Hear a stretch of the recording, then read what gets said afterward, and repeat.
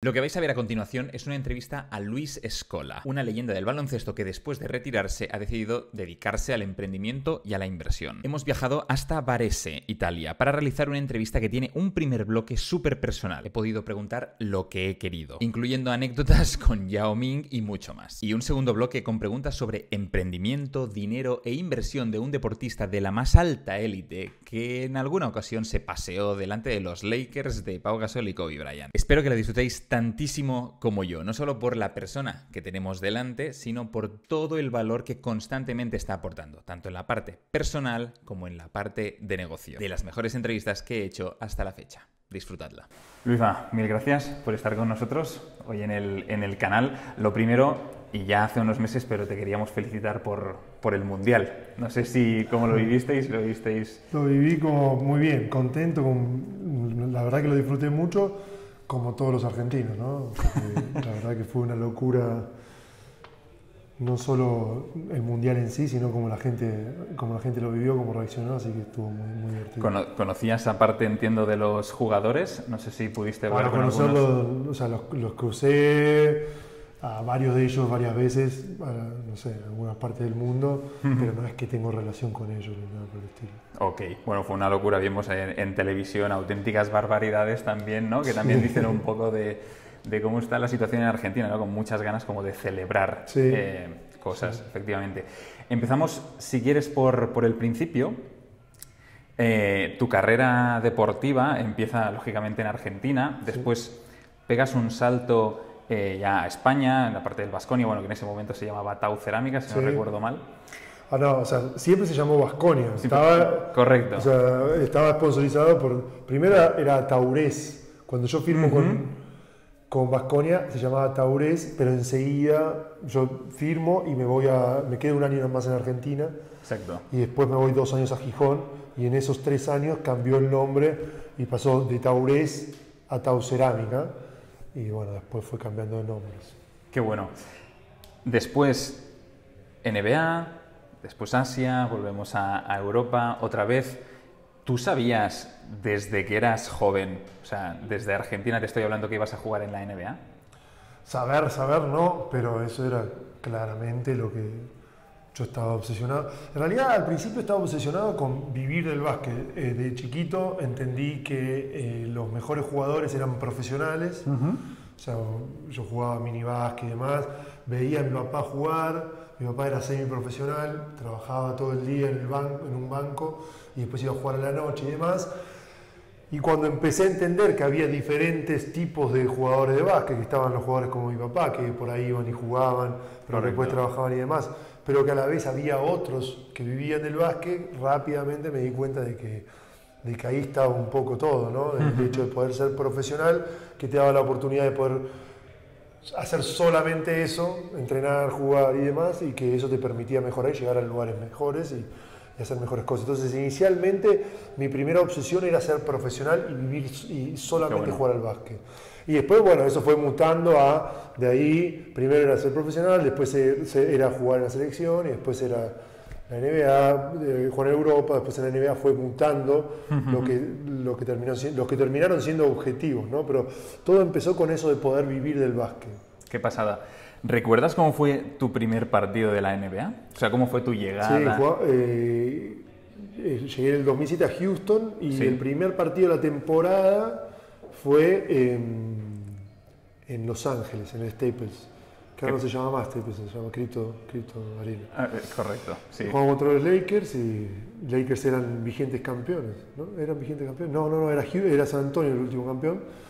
Y bueno, estaba Kobe Bryant, todo ese perfil. Y todo lo que representa LA también, ¿no? Estaba Jack Nicholson al lado nuestro, Jack Nicholson se sienta ahí mismo, al lado del banco visitante y bueno, estaba medio Hollywood estaba en esa primera fila. ¿Qué tal fue el partido? Horrible.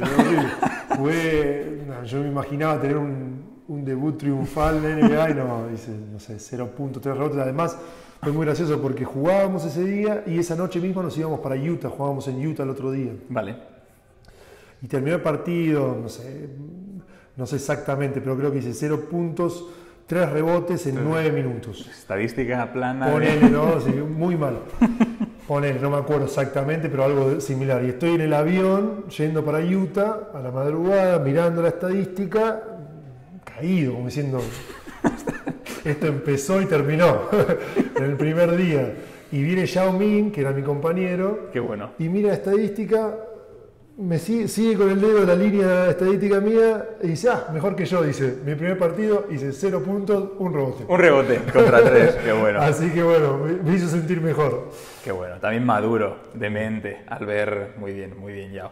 En toda esta carrera deportiva, ¿qué fase te gustó más?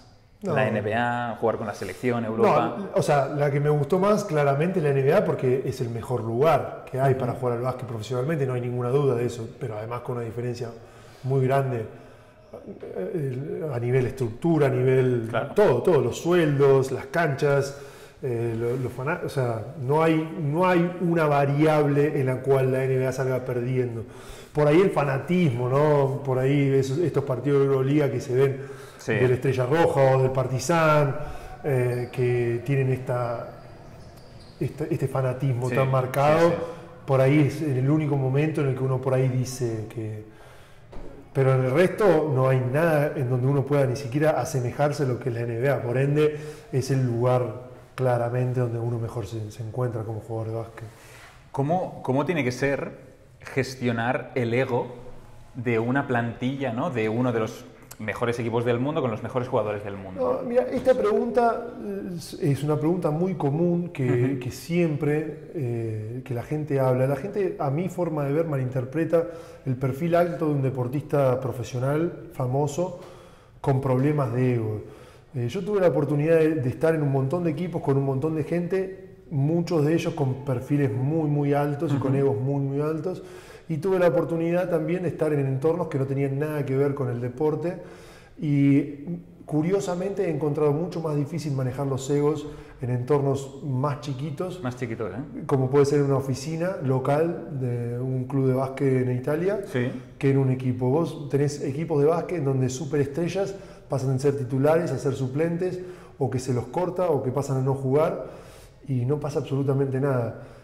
Sin embargo, y eso pasa continuamente, pasa probablemente 3, 4, 5 veces en un año en el mismo equipo. Sin embargo, en una oficina, hacer eso es mucho más difícil. Y creo que la gente lo confunde mucho por el hecho de ver a los jugadores con un perfil tan alto de que son de difícil gestión. Y hay veces que es verdad que el deportista profesional es de difícil gestión, pero la realidad es que tiene mucho más asumido el nivel feroz de competición que tiene un deporte de alto rendimiento, lo entiende y lo asume mucho mejor, sabe que puede perder el puesto en cualquier momento, sabe que cuando juega mal va afuera, sabe que si juega mejor va a cobrar más dinero y está mucho más aceptado. Es mucho más fácil. Imagínate vos, por ejemplo, que en un equipo vos tenés jugadores que tienen diferentes sueldos todo el tiempo y no pasa absolutamente nada, es totalmente asumido. Y el año siguiente puede cambiar, se puede revertir y no pasa absolutamente nada. Eso en una oficina es mucho más difícil de hacer. En cuanto vos le subís el sueldo a uno, tenés una fila de 6 o 7 que te están diciendo por qué le subiste a él y no a mí. Y además, el tema del rendimiento está mucho más asumido. O sea, vos podés ir a un jugador a decirle, estás jugando mal. Y de hecho el jugador ya lo sabe antes que se lo digas. En entornos de perfiles mucho más bajos, esto es mucho más difícil. Cuando vos vas a una persona y decís estás rindiendo mal, es generalmente un problema mucho más grande, aun cuando esa persona no tiene ni por cerca el perfil de el mejor jugador de nuestro equipo, por ejemplo. Pero nosotros constantemente estamos sentándonos con jugadores y diciendo, ¿qué pasa? ¿Por qué estás jugando tan mal? Cosa que es casi imposible de hacer en la parte corporativa de nuestra estructura. Por ende, no creo que sea así. Creo que, de hecho, es al revés. Es al revés, ¿eh? No sé si es al revés. Yo creo que es al revés. Sí, por lo que has visto en tu experiencia. Esto también aplica a los negocios. Al final, sobre todo en tu última fase de la carrera deportiva, te tocó jugar más el papel de veterano, ¿no? Entonces, ¿cómo se gestionan los momentos duros de ánimo, como por ejemplo perder una final? Es decir, Ese proceso de duelo, etcétera, ¿cómo se vive? No, en realidad no creo que haya gran diferencia en cómo se viven los procesos.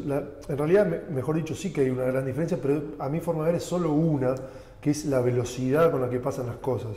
O sea, cuando en un entorno diferente, por ejemplo, un entorno corporativo como puede ser una oficina, las cosas pasan igual, o sea, los éxitos y los fracasos generan la misma reacción, pero las cosas pasan mucho más lento en un entorno corporativo que en un entorno de deporte de élite.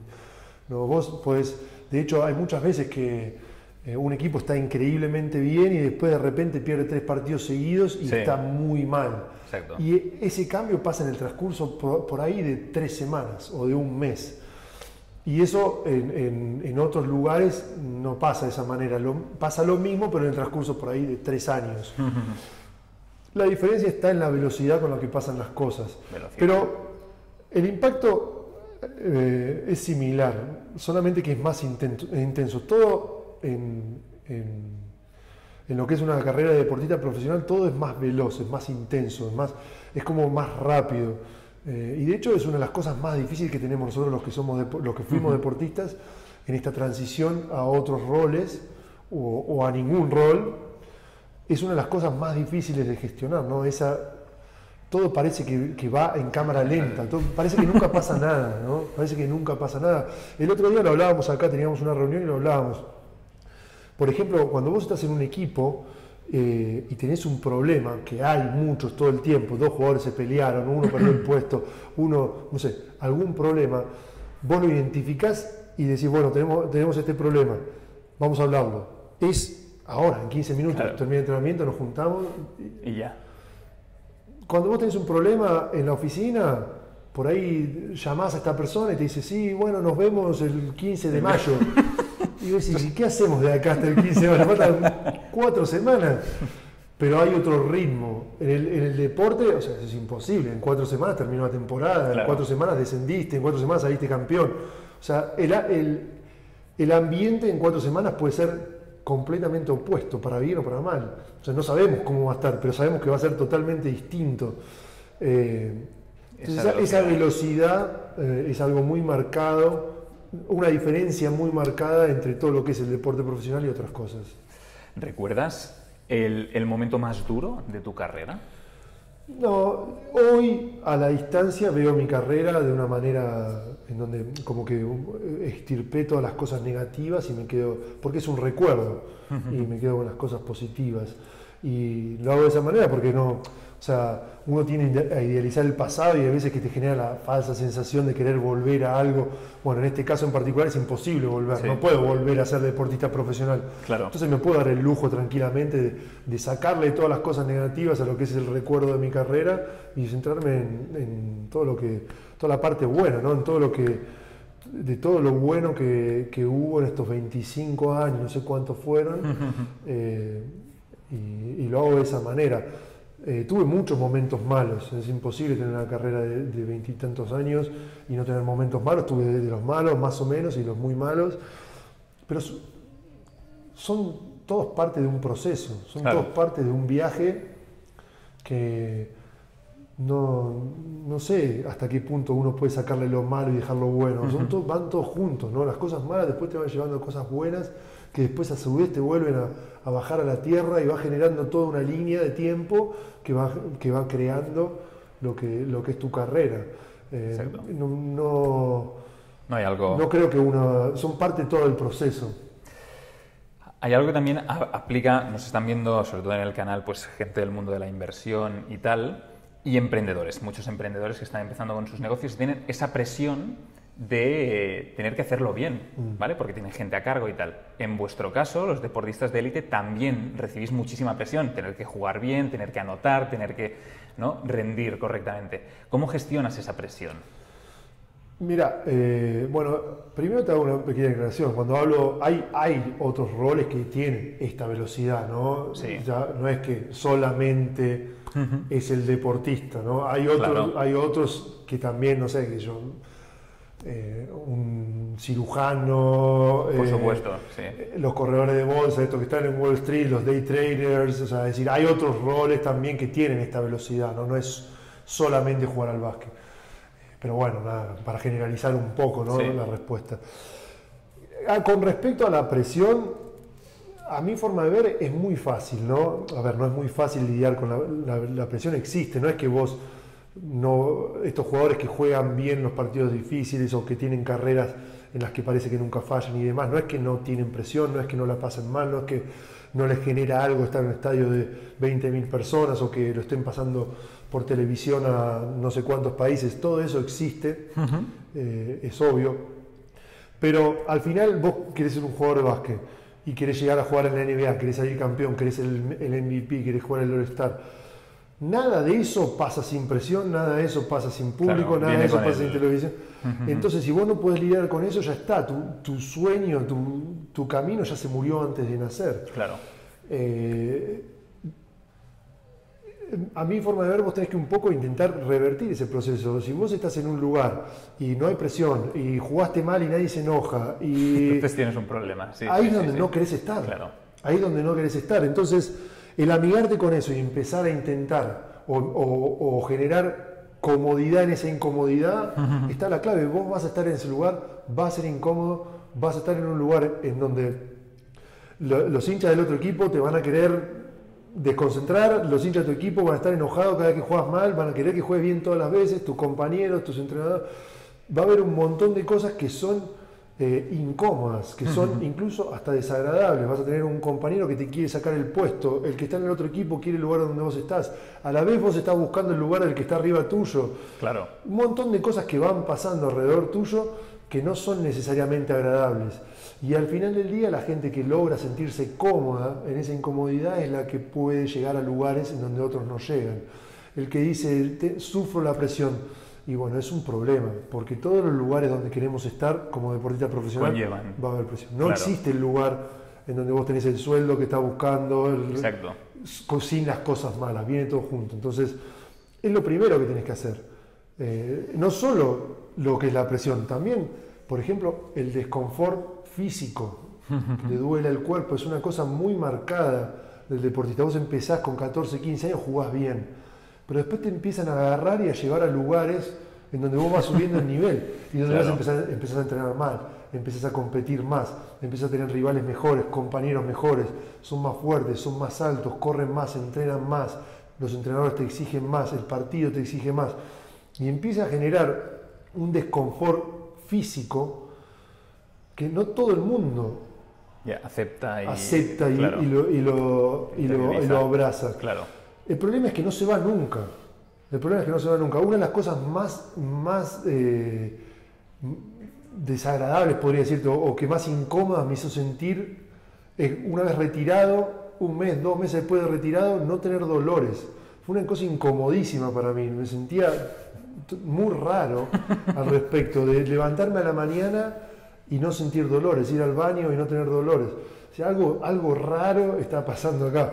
Y eso es un poco, uno a nivel más literal y otro a nivel más figurativo, pero es un poco ese de buscar ese confort en la incomodidad. La incomodidad, ¿no? Y que es algo que vos tenés que abrazar desde un primer momento y llevarlo hasta el final, porque no hay manera, vos no vas a lograr ser el MVP de la NBA, a pesar de que yo nunca lo fui, ¿no? Pero no vas a lograr ser el MVP de la final de la NBA y estar fresco físicamente. Claro. Totalmente. O sea que una de las cosas que más vas a echar de menos es esa incomodidad, ¿no? El hecho de estar... La busco de otras maneras, ¿no? Muy bien. La busco de otras maneras porque intento hacer otras cosas, ¿no? Intento esta segunda parte de mi vida generar algo parecido a lo que generé en la primera, a pesar de que soy consciente de que es difícil. Bueno, es diferente. Pero... Primero diferente y que es difícil generar el mismo nivel de éxito que tuve como deportista porque fue un nivel de éxito bastante alto y es raro que pasen 2 rubros diferentes en una misma vida, ¿no? Bueno. Pero el approach es el mismo. Está por ver, Luifa, exacto. Sí, sí, sí. No, y te felicitamos por ello. En esa incomodidad de la que hablabas, ¿tú hiciste algún entrenamiento mental o un cambio de mentalidad para poder afrontarlo o te venía de serie? No, la carrera de deportista es en sí un entrenamiento mental muy grande, pero no es tanto que alguien viene y te prepara, sino es que es más bien que te van filtrando. La gente que... Claro. O sea, vos cuando te agarran con 15 años y sos un poquito más alto y te llevan a un club mejor y después te llevan a otro y después vas a jugar, todos esos son pequeños filtros que van dejando jugadores en el camino. Hay muchos jugadores que fueron haciendo el camino juntos, no sé, desde mi club cuando teníamos 15 años estaban 2, 3, 4 jugadores que eran más o menos los que más destacaban.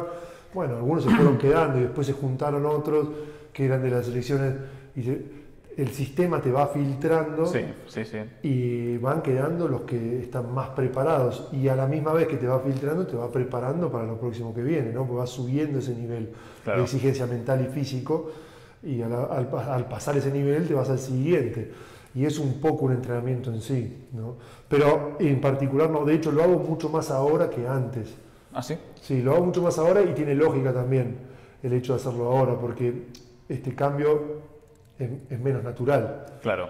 La carrera de jugador profesional de básquet tiene una cierta naturalidad, tiene una cronología, vas pasando niveles que te van preparando para el siguiente nivel.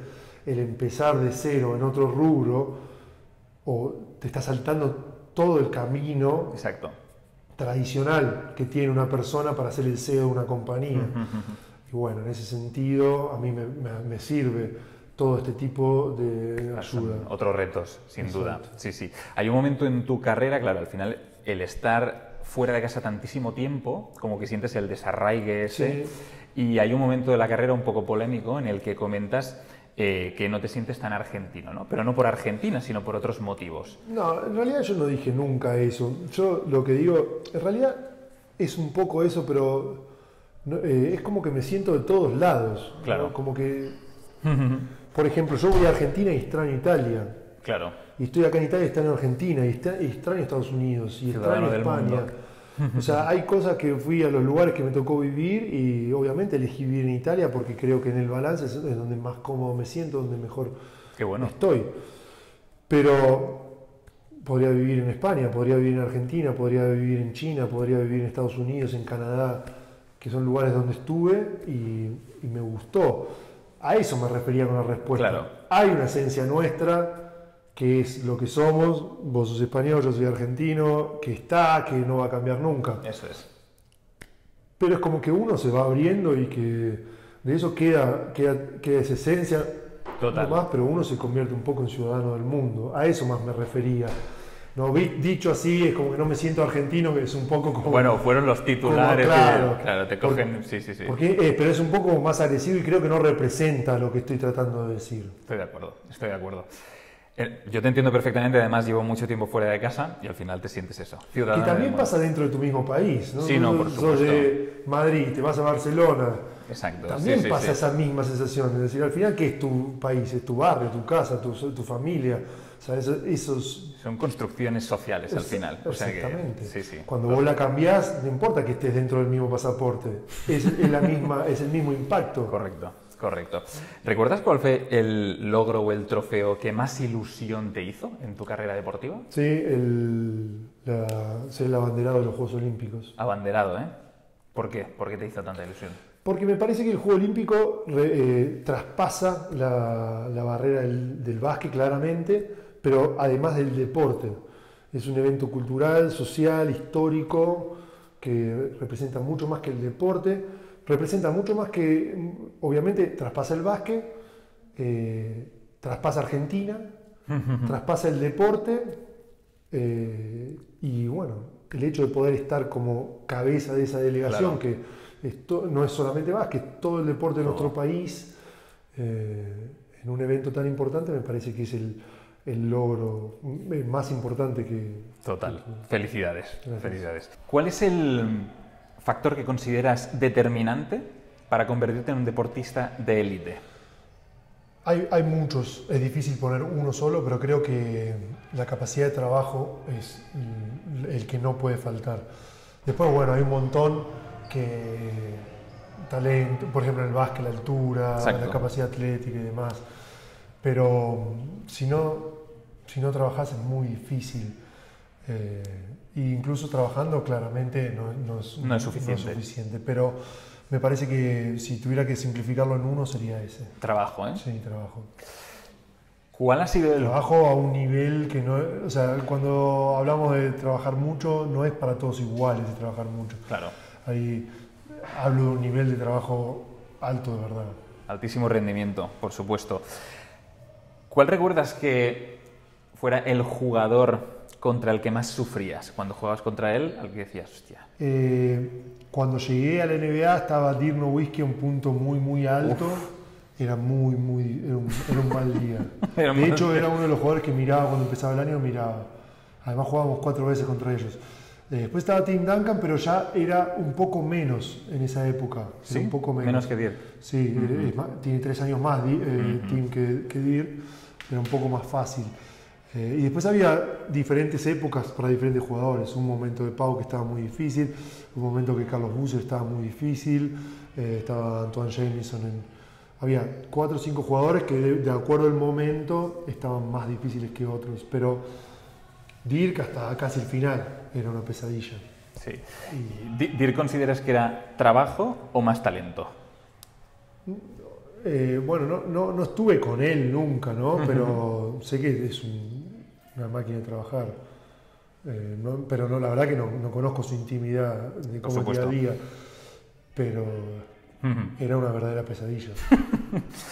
Tú te retiras con 42 años, que eso dice mucho de tu valor como profesional y de lo que aportaste al deporte, o sea que felicidades otra vez, Luisma. Compártenos, por favor, un aprendizaje que te haya grabado en todos estos años de carrera deportiva. También es difícil contestarte eso, porque fueron muchos años y muchas cosas, pero al final todo gira alrededor de lo mismo, ¿no? Tu capacidad para poder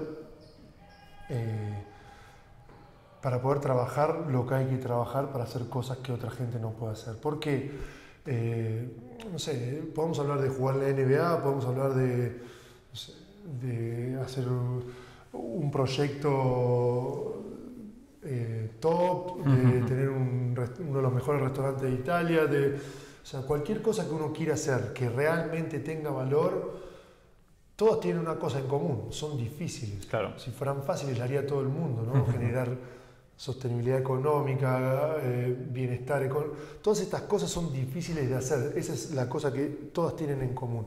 ¿Y por qué son difíciles de hacer? Porque hay que hacer un montón de cosas que generan esfuerzo, tiempo, dedicación. Y no todo el mundo está capacitado, pero además no todo el mundo tiene la voluntad de volcar. Hacer el sacrificio de... Ese sacrificio, ese nivel de esfuerzo, ese nivel de trabajo, ese nivel de compromiso con lo que sea que tengas por delante como proyecto. Y al final del día pasa por ahí, ¿no? Si vos vas a ser una de las personas que llega hasta un punto, o si vas a ser una de estas personas que hace una milla más que ese punto. Y esta gente es la que consigue eso. No siempre, volvemos a lo mismo, claro. No alcanza, pero si no lo tenés, no tenés posibilidad. Si vos tenés esa milla extra, si vos tenés eso un poco más como concepto de vida, sí, tenés una posibilidad. Si no tenés eso, se acabó ahí. O sea, estoy de acuerdo. Tu trayecto se acabó ahí, tu proyecto se acabó ahí, no vas a llegar. Vas a llegar a ser average. Esfuerzos promedio dan resultados promedio. Exacto. Y solamente esfuerzos extraordinarios son los que te dan resultados extraordinarios. Si vos querés, si tu objetivo es llegar a conseguir un resultado extraordinario o por encima de la media, tu esfuerzo tiene que estar al nivel. Y eso me lo regaló el básquet, entender eso. Y creo que se adapta para cualquier cosa. Buenísimo. Tú te retiras, entonces en ese momento entiendo que se te presentan como muchos proyectos o posibilidades diferentes o cosas que hacer, ¿no? ¿Cómo acabamos en Varese, Italia? Terminé, o sea, mi último año jugué acá, en este equipo, un poco por las casualidades de la vida, porque había ido a Milano a jugar, ese iba a ser mi último año. En realidad mi último año iba a ser en China, pero jugamos el Mundial, en el que yo no pensé que nos iba a ir bien, era muy difícil para Argentina clasificar, había 3 o 4 equipos de América que estaban muy bien, que iban a clasificar solamente 2 de América para los Juegos Olímpicos el año siguiente, pero al final terminamos jugando muy bien, clasificamos para el Juego Olímpico y extendí mi carrera un año más para poder jugar ese Juego Olímpico y vinimos acá a Italia. O sea, ese año ya era extra, ya no era... Claro. Y 2 meses después de haber llegado a Italia pasó la pandemia, el ¿no? COVID. Que además pasó acá, en Europa pasó acá, en Codogno, a 30 minutos de acá. Y 3 meses después no había Juego Olímpico, no había Euroliga, no había Italia, no había vida, no había nada, y nos agarró la pandemia y se pospusieron los Juegos Olímpicos un año y en un momento decidí que no iba a jugar porque yo no tenía interés en jugar en la Euroliga, yo ya lo había hecho, decidí que no iba a perseguir eso y no quería mudarme, había decidido quedarme en Italia y se enteraron acá del club que me había quedado en Italia y me llamaron para que juegue este último año y después poder jugar los Juegos Olímpicos. Al principio no me gustó, pero después me empezó a gustar y me empezó a gustar como por ahí puede ser un proyecto. Qué bueno. Entonces vine a jugar pensando que por ahí podía haber algo. Y pasó que a mi mujer le gustó mucho, a mi familia le gustó mucho la ciudad. Y primero decidimos que nos íbamos a quedar en Italia un tiempo. Sí. Y después una cosa fue llevando a la otra y fuimos diagramando lo que podía ser un rol post-básquet en la organización. Y una cosa llevó a la otra y terminó donde estoy ahora. ¿Cómo es dirigir un equipo desde la grada? Es diferente. Desde el despacho. Definitivamente diferente. Hablábamos antes de la velocidad, esa velocidad, ¿no? Imagínate que estás... Muchísimo más lento, muchísimo más. Bueno, de hecho, el otro día se lo contaba a una persona. En el momento en donde se grafica más esta analogía que te hago de la velocidad es ese día, cuando llegás el domingo. El domingo o el domingo, no siempre es domingo el partido, ¿no? Pero el día del partido. Con el jugador, ese día tiene una velocidad, un ritmo y una intensidad que es irreplicable. Estoy convencido que es irreplicable. Bueno, o sea, te dejo de lado todas estas profesiones que discutimos antes, ¿no? Que quizás, no sé, un soldado en la guerra seguro tendrá este nivel de adrenalina y mucho más, ¿no? Pero en los roles normales, o por lo menos en el rol que estoy haciendo yo ahora, la diferencia es brutal, ¿no? Ese día es donde se grafica claramente esta diferencia de velocidad. Una pregunta difícil. ¿Crees que disfrutarás más en esta nueva carrera que te viene ahora? ¿O has disfrutado más, o ya has disfrutado el máximo de lo que podías disfrutar? Es difícil superar ser deportista profesional de casi cualquier manera. Es difícil. Y lo digo desde un lugar positivo, no soy de esas personas que está con una nostalgia constante, ¿viste? Cuando jugaba. No. Estoy bien, estoy contento, estoy conforme con mi vida. Me gusta donde estoy parado ahora. De hecho, entendí que eso pertenece al pasado y no tengo ganas de volver a eso. Pero es muy difícil igualarlo, ¿no? Claro, sin duda. Es muy difícil igualarlo. Entonces, no sé si... Quizás me equivoque, ojalá. Antes, cuando querías solventar un problema desde la cancha, te podías ahí arremangar y te ponías a solucionarlo. Ahora, claro, te empiezas a morder las uñas. ¿Cómo gestionas los problemas ahora? Bueno, no es tan así. Es decir, nosotros hacemos muchas cosas para solucionar problemas. El tema es que no se soluciona en ese momento. Que ahí volvemos a la reflexión de la velocidad, ¿no? En el partido, vos ibas perdiendo por 10, agarrabas la pelota, metías 11 puntos y habías solucionado el problema en 14 minutos del reloj. Hoy nosotros tenemos la misma influencia, pero pasa en 14 meses. Entonces vos vas e identificás un problema. Tenés un jugador que está jugando mal, te falta tiro, te falta rebote, tenés que, no sé, vender el naming del palacio. Y empezás a crear proyectos y cosas que te van llevando a la solución de ese problema. Por eso transcurre en meses, años, temporadas. Pero vos tenés el mismo nivel de influencia, solamente que desde una esfera mucho más alejada, otra óptica mucho más alejada de lo que era un jugador. Y volvemos a la misma reflexión, ¿no? Todo pasa mucho más rápido, para bien y para mal. Porque también vas ganando por 11 y de repente te recupera, te y gira... es culpa tuya, y también pasó en 14 minutos. Sí. Y de una semana pasás de ser el mejor a ser el peor. Esa velocidad también para lo malo. Qué bueno, qué bueno. Pasamos al segundo bloque, que es un poco más enfocado a la audiencia del canal, ¿no? Inversores, emprendedores, etcétera. Y empezamos con una pregunta difícil, ¿no? En Argentina las cosas se están poniendo feas cuando hablamos del tema económico y tal. ¿Te está afectando de alguna forma? ¿Lo estás viviendo? Me está afectando mucho a nivel social y a nivel emotivo. Me da mucha tristeza. Pero Argentina da la sensación de que vive una crisis constante, ¿no? Que se renueva, que es casi como que mejoramos a estar en crisis, como que vamos mejorando a cómo estar en crisis crónica. Me afecta desde el punto de que, bueno, tengo algunas cosas en Argentina, o bastantes cosas, pero más allá que está mi familia, están mis amigos, tengo mi casa, me gusta Argentina, quisiera poder volver, quisiera poder hacer más cosas, pero es difícil y termina afectándote. Además, en este último tiempo, yo toda mi vida, a pesar de que la transcurrí casi toda fuera de Argentina, siempre tuve la sensación de que iba a volver. Y bueno, hoy es distinto, porque no es la misma Argentina en esta esta crisis constante. Sin duda. La crisis sobre crisis no es lo mismo, por más que sean iguales. Cuando ya te golpeas sobre algo ya golpeado, te hace más daño, porque vos el punto donde empezás es más abajo. Entonces... No, que es una crisis económica, que desemboca en una crisis social, intelectual, y empieza todo un caldo de cultivo complicado, que hace que las cosas estén cada vez peor. Entonces es difícil volver, y eso a mí me afecta emocionalmente, ¿no? Lo miro con un poco de resignación y me genera... No me gusta, a nivel emocional no me gusta. Esperemos que se solvente pronto, por supuesto. Hablando también de dinero y de economía, hay una pregunta que a mí me llama muchísimo la atención, sobre todo a los deportistas de élite que empiezan a amasar cierto patrimonio, ¿no? Jugando pues en la NBA, etcétera, etcétera. ¿Os forma alguien de alguna forma para gestionar vuestro dinero o os dejan allí jóvenes 20 y pico años con varios millones? Sí, la primera reflexión al respecto es un poco la naturaleza de la industria, ¿no? Del deporte profesional. Es un poco injusta, y no quiero hablar mal de la industria, porque realmente si yo pudiera vivir 100 vidas, las 100 jugaría al básquet profesionalmente. Pero no significa que todo sea bueno, ¿no? Y si vos te fijás, por ejemplo, no sé, vamos a poner un abogado o un doctor, una eminencia de estas.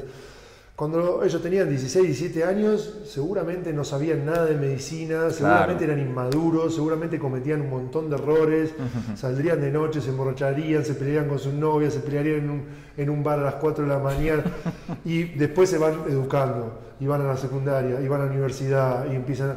Y de repente con 24, 25 ya se calma un poco la energía esta, y encuentran un primer trabajo, van de residentes a un hospital y siguen cometiendo esos errores, pero están en el puesto menos, y van creciendo.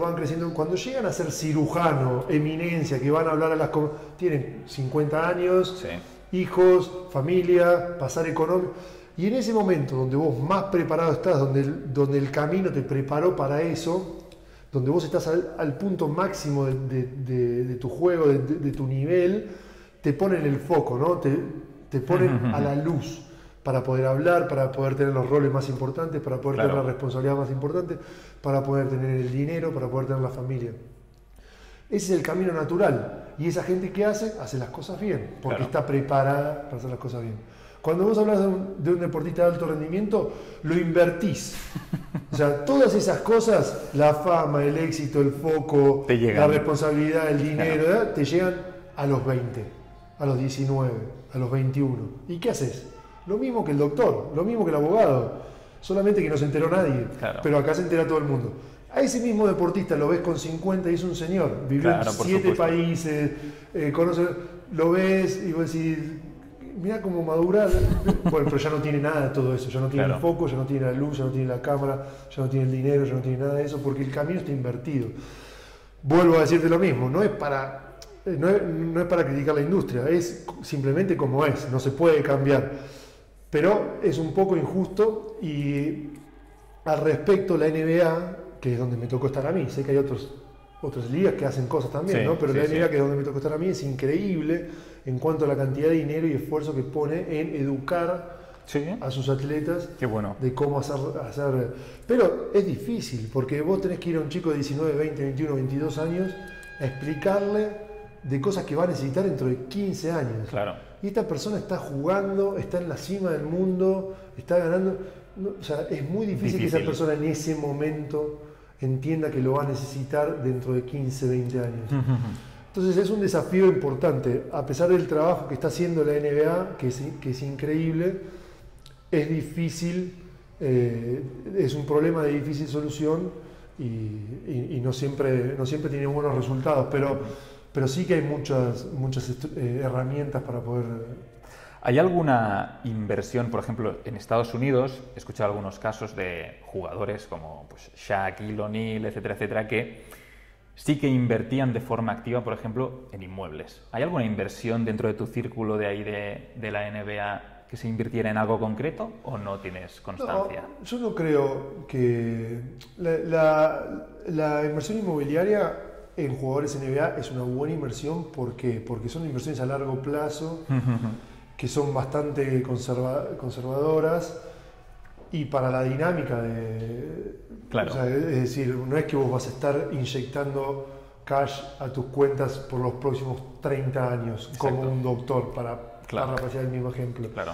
Sino que te va a llegar un montonazo de dinero en un transcurso de 5 años y después eso va a decrecer drásticamente para el resto de tu vida. Entonces, el hecho de vos poder, digamos, nivelar esa montaña que se hace, ¿no? Nivelarla y apaciguarla un poco y generar cash flow a largo plazo, hace que la inversión inmobiliaria tenga atractivo, ¿no? Y además te saca un poco de liquidez, que en líneas generales los deportistas jóvenes generalmente es donde más problemas tienen, ¿no? En gestionar esa liquidez. Claro. Entonces te apalanca un poco, te saca un poco esa liquidez, entonces es una inversión que suele ser atractiva. Por esto que te digo, los inversores, los asesores financieros empujan un poco para ese lado para contrarrestar la naturaleza de la industria. Y a la vez fomentar un poco de educación financiera. De educación financiera y te da un poco más de tiempo, ¿no? Entonces te saca un poco de liquidez para cometer menos errores, te da un poco más de tiempo para generar esa capacidad. Pero hay otros, ¿no? No es exclusivo, simplemente por supuesto. Simplemente que es como que se adapta un poco mejor a la situación. En tu caso concreto, Luifa, ¿qué tipo de inversiones que nos puedas contar has hecho desde que empezaste la carrera deportiva hasta el día de hoy? Al principio hicimos mucho de eso, nos fue mal, fue justo antes del 2008, tuvimos todos los problemas que ya todos conocemos.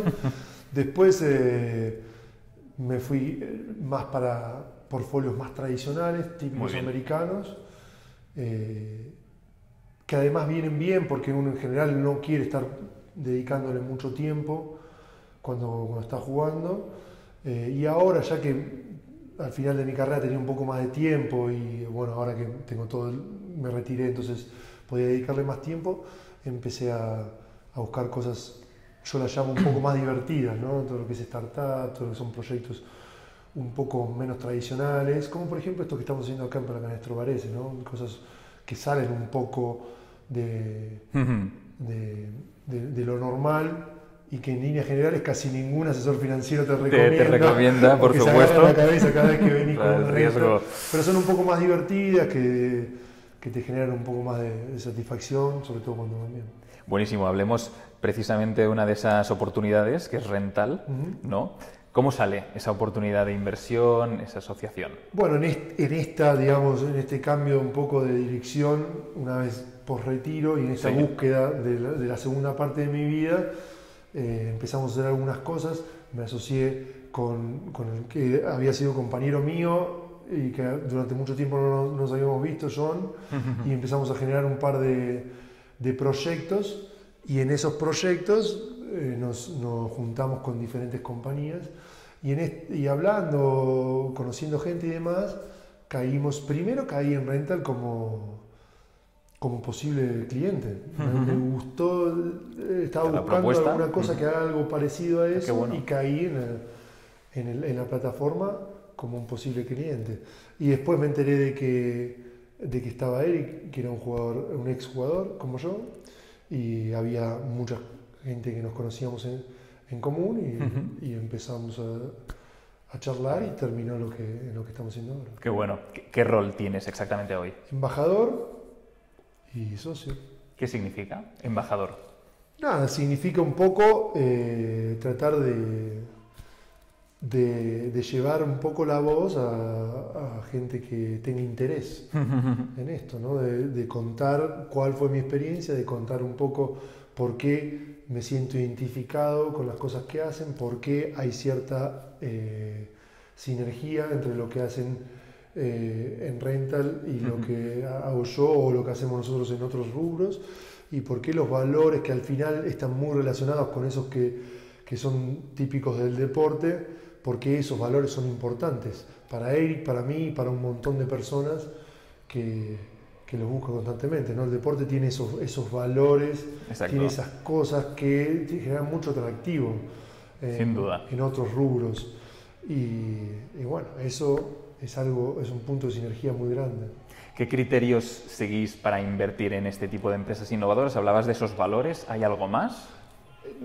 No tengo ningún criterio en particular, pero a mí me gustan las ideas que aportan soluciones a cosas que hasta hoy no tienen soluciones, ¿no? O que mejoran significativamente algo que ya tenemos, ¿no? Este es el caso de Rental, por ejemplo, ¿no? A todo el mundo le gusta invertir en real estate, a todo el mundo le gustaría invertir, no sé, en Miami o en Ibiza, claro, o no sé, en cualquier parte del mundo. Y hoy el mundo te genera esta posibilidad de que no hay distancias, que no hay fronteras, o sea, está todo globalizado de una manera que, ¿por qué? Si yo quiero invertir en un inmueble en otra parte del mundo es complicado. ¿Por qué tengo estos mínimos que necesito? Entonces, la democratización de este tipo de inversiones, que ya sabemos que son lo que son desde hace una eternidad, total, y la modernización de este tipo de inversiones con una tecnología nueva, como por ejemplo el blockchain y todo lo que es la tecnología cripto, la hacen muy atractiva, ¿no? Tenés una cosa ya atractiva de por sí, históricamente, como es la inversión inmobiliaria, y tenés una tecnología nueva, disruptiva, claramente, como el blockchain, que potencia una con la otra muchísimo. Y eso creo que me da la sensación de que genera esto que estamos hablando, ¿no? Soluciones a problemas que hoy no tienen solución, o mejoras sustantivas a cosas que ya son buenas. Fenomenal. Para la audiencia, no hemos descrito qué es lo que hace Rental, lo definiremos en otro vídeo, pero se dedica a la tokenización de inmuebles.